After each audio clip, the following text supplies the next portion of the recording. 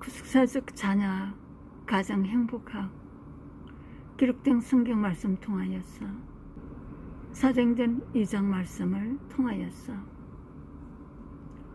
일반 상담학적으로 세상 상담학적으로 답변을 할 수 없는 문제의 요소입니다.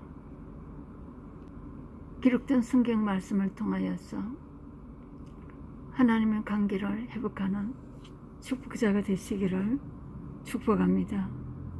구속사적 자녀학 가정 행복하게 대해서 기록된 성경 말씀을 통하여서 전달하겠습니다. 사도행전 2장 14절에서 21절 말씀. 내 말에 귀를 기울이라. 베드로가 11사도와 함께 서서 소리를 높여 이르되 유대인들과 예루살렘에 사는 모든 사람들아, 이 일을 너에게 알게 할 것이니 내 말을 귀를 기울이라.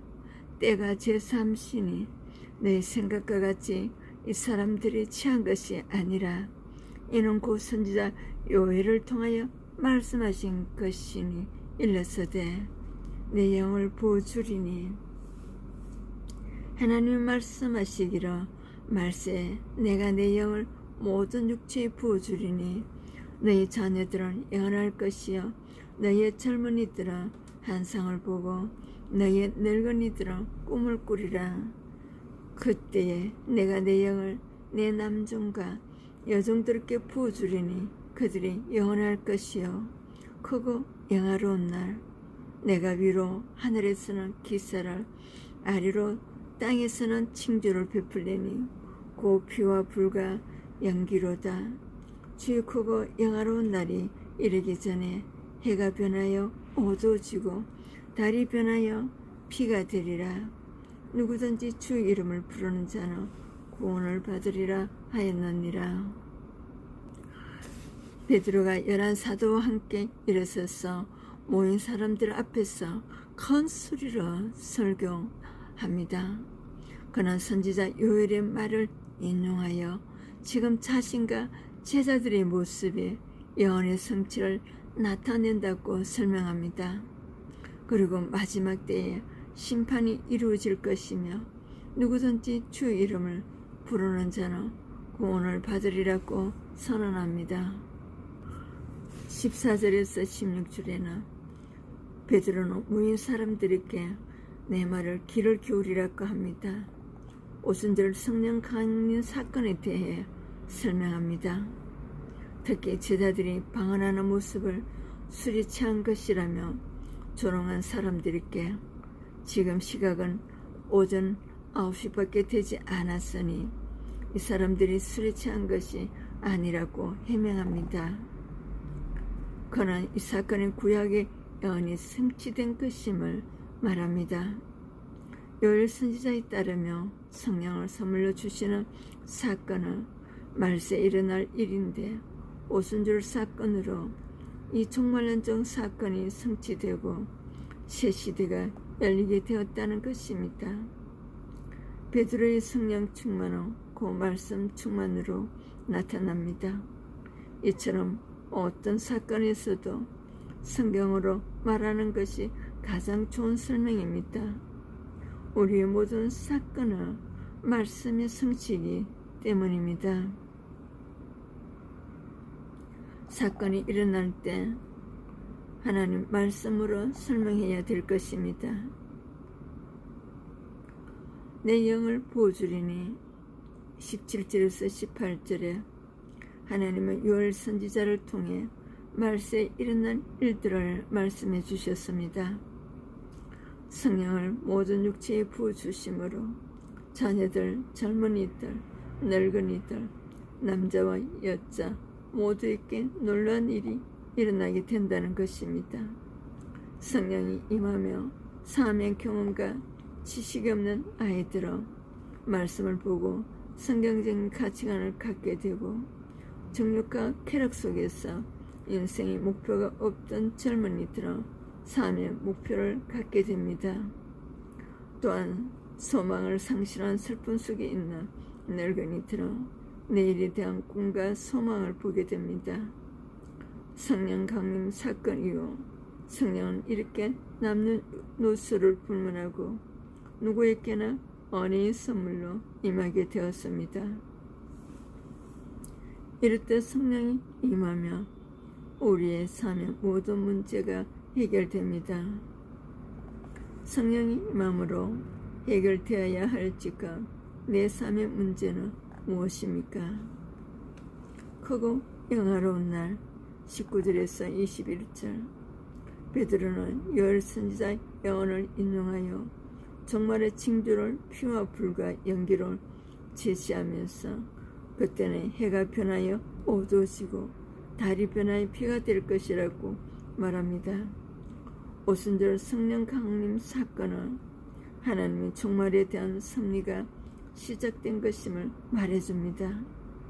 나에게 성령이 임하는 때는 환난의 때에 피와 불과의 연기 속에서입니다. 내가 우상으로 여기던 해와 달이 떨어져야 주의 크고 영화로운 날이 이르게 되는 것입니다.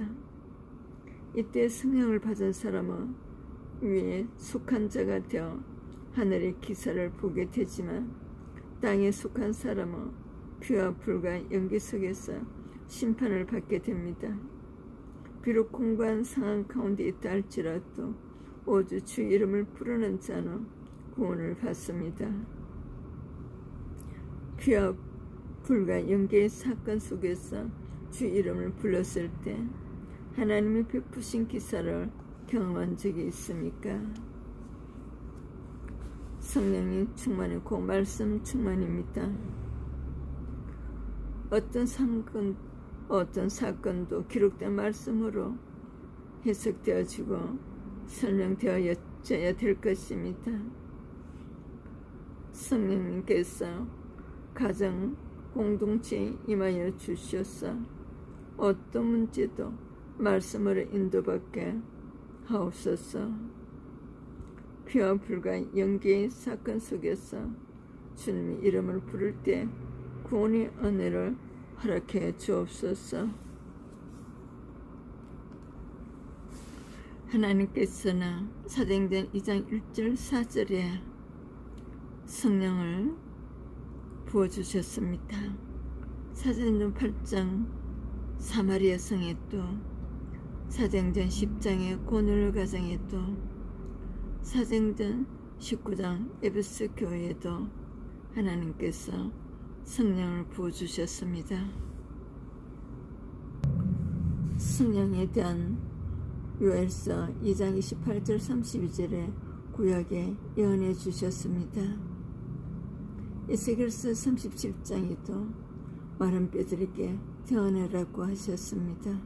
주의 크고 영화로운 나라 예수 그리스도의 재림의 날이며 환난을 이긴 자에게 크고 영화로운 날이 될 것이지만 환난을 이기지 못한 자에게는 크고 두려운 날이 될 것입니다. 주님이 재림하시기 전에 해와 달과 별들이 어두워지고 그보다 먼저 환난의 날이 있다고 기록되어 있습니다. 마태복음 24장 29절에 30절에는 그날 환난 후에 즉시 해가 어두워지며 달이 빛을 내지 아니하며 별들이 하늘에서 떨어지며 하늘의 권능들이 흔들리리라고 기록되어 있습니다. 주 이름을 부르는 자는 구원을 받으리라고 하셨습니다.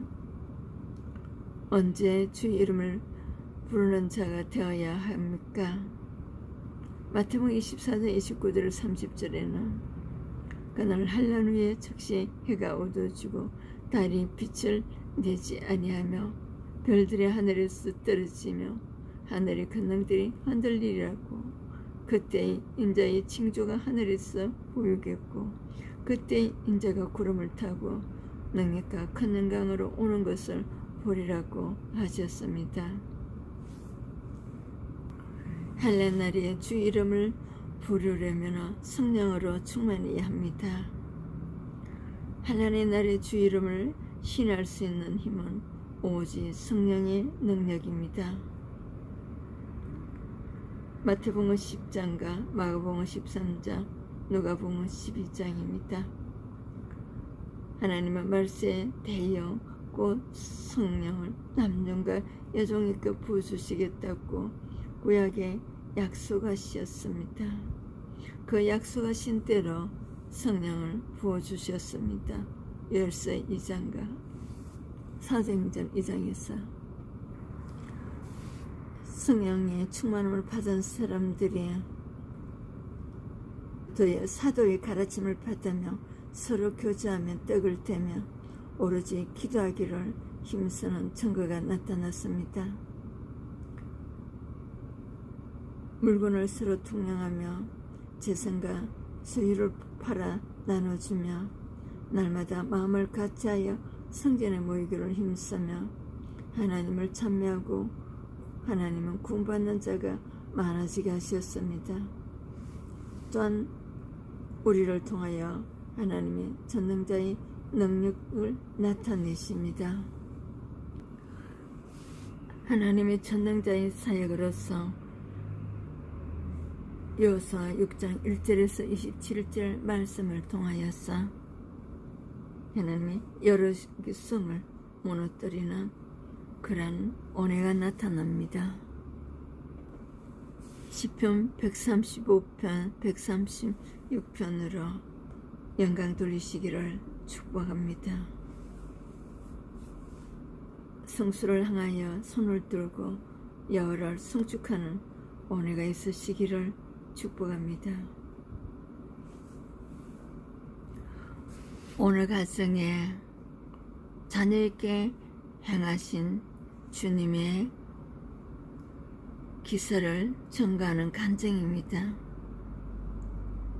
초등학교 3학년 때부터 T과 ADHD로 치료를 받아온 아들이 있었습니다.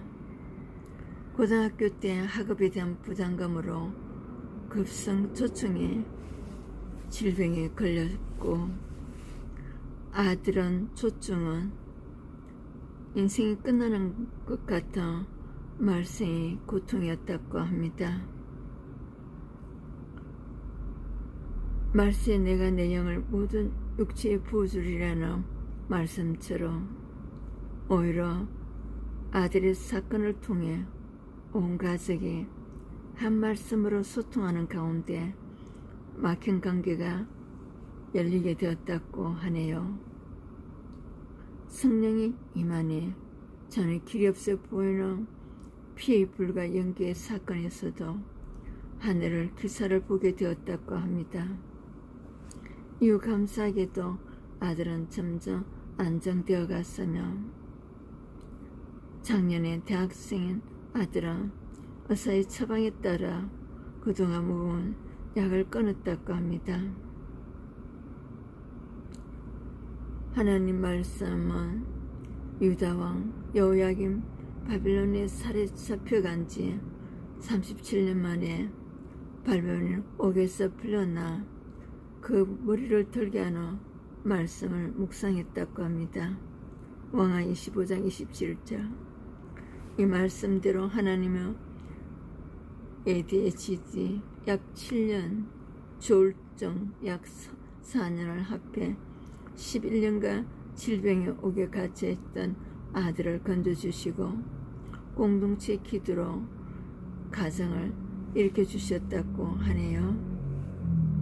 그런데 몇 달 전 아들이 갑자기 가슴을 부여잡고 통증을 호소했는데 처음엔 학기가 곧 시작되니 스트레스 때문인가 하고 대수롭지 않게 여겼는데 통증이 점점 잦아져서 결국 병원에 갔는데 병원에서는 약간의 부정맥 소견이 보이니 약을 먹을 정도는 아니라고 하면서 이대로 가면 심해질 수 있으니 예방 차원에서 많이 걸으라고 했다고 합니다. 그때부터 아들과 함께 걷기 시작했으며 하나님이 왜 이 사건을 주셨을까 하고 생각해 보았다고 합니다. 그래서 아들을 통해 베푸신 하나님의 구원의 일을 베드로처럼 지체들과 함께 서서 소리를 높여 다른 사람들께 전하지 않고 그저 아들이 약을 안 먹게 된 것이 좋아 아니라면 머물러 있던 모습을 보게 하였다고 합니다. 이렇게 조금만 편해져도 세상으로 흘러 떠내려가는 자기를 잡아주시는 주님이 깨어있으라고 아들의 부정의 사건을 주신 것이 인정되니 회개가 나왔다고 합니다. 그리고 때마다 사건 앞에 두려워하는 제게 누구든지 주의 이름을 부르는 자는 구원을 받으리라는 말씀을 약속으로 주시니 말할 수 없는 평안을 느꼈다고 합니다. 바쁜 일상을 뒤로한 채 아들과 함께 걸으면서 불도 보고 시냇물 소리도 듣고 그동안에 얼마나 잔뜩 힘을 주고 살았는지 깨닫고 삶을 성찰하게 되었다고 합니다. 사람의 힘으로 어찌할 수 없는 아들의 문제를 통해 하나님을 바라보도록 견인해 가시는 주의 사랑에 감사해 눈물을 흘렸다고 합니다. 아들의 질병을 통해서 주의 크고 영화로운 날을 이르게 하실 줄 믿고 주께서 행하신 기사를 전하게 하며 또 전하면 살겠다고 고백했습니다.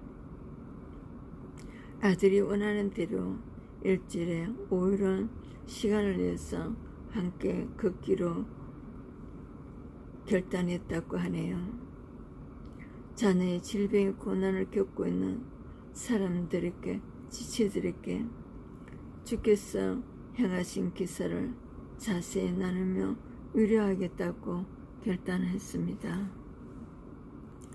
우리는 하나님 기록된 말씀에 귀를 기울여야 될 것이며 하나님께서 약속하신 대로 성령을 부어주시고 또한 칭의 구원과 성화 구원으로 우리를 하나님의 사람으로 온전하게 회복시키는 줄 믿으시기를 바랍니다. 크고 영화로운 날에 우리가 예수님의 재림 때에 이런 크고 영화로운 날이 될 것이며 또한 우리의 성화구원에서 크고 영화로운 하나님의 은혜를 보여주실 것입니다. 말씀을 읽고 배우면서 성경적인 가치관을 정립하여서 삶을 살아가는 축복자가 되시기를 축복합니다. 메시지 전달자 차이스도 목사였습니다. 크리스천 상담학교에서 예술선교학교에서 여러분을 초대합니다. 자비랑으로 선교사를 초대하고 있습니다. 다음을 기대해 주시기를 바랍니다. 구독, 좋아요로 복음선교에 동참해 주시기를 바랍니다.